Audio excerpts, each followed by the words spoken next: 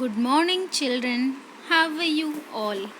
I hope you all are fit and fine. So, children, today we are going to start a new chapter, chapter number 10, Motion and Measurement of Distance.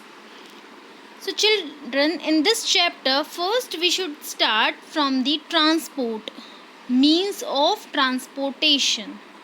As we know, in the prehistoric times, the humans didn't have means of transport, so that they moved around on the foot. And later on, with the domestication of animals such as horse, camels, oxen, etc., humans learnt how to ride them and carry the goods on their backs from one place to another place. So, children, the invention of the wheels made a great changes in the means of transport, and the wheels were employed in the carts and cart carries which were driven by the horses, camels, oxen, and so on. So, children, the invention of the steam engine and then the invention of the steam locomotion presented and the entirely new, cheap, and fast mode of transportation. The railroads, railway lines were laid to run the trains, to haul the passengers and the goods from one place to another place, and the steamships were made which carried large amount of goods from one country to the another country. And later on, children, the petrol and the diesel engines were invented which revolutionized the road transport. Ships were fitted with the powerful diesel engines which were far more superior than the steamships. And we know the 20th century saw the development of aeroplanes which carry the passengers as well as goods, and we know the continents in a new hours are some of the fastest mode of transportation of the later 20th century.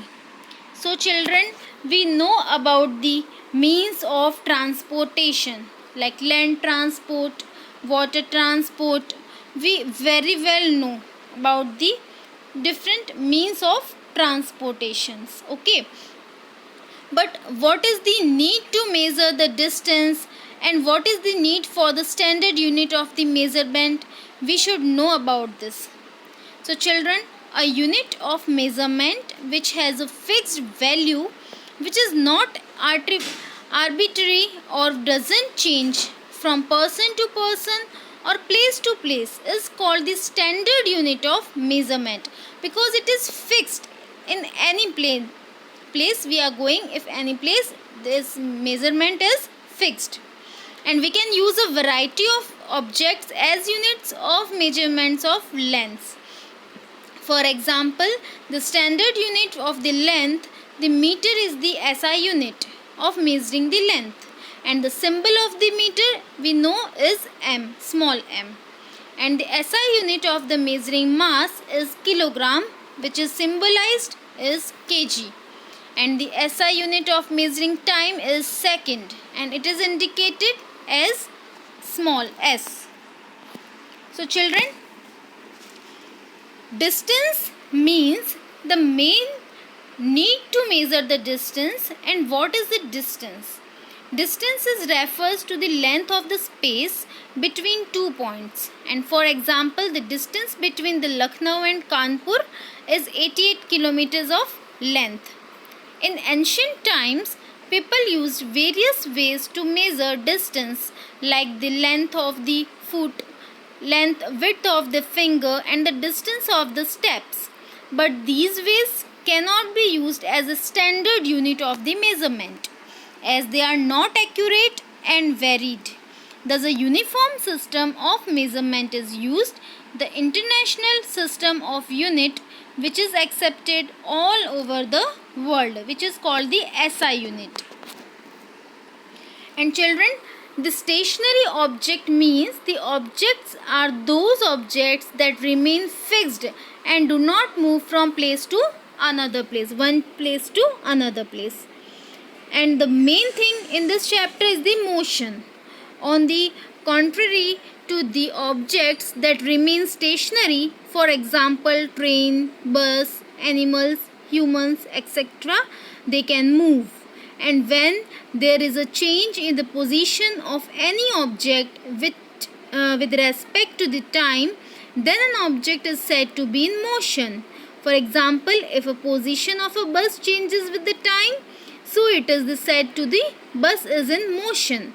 Like the bus starts at 8 am and arrives at the Mumbai station at 11 am, the bus is in motion. So at that specific period of time.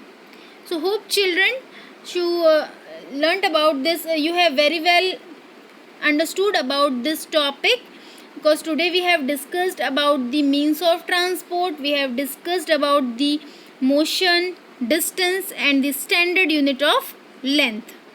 So hope children this topic is clear.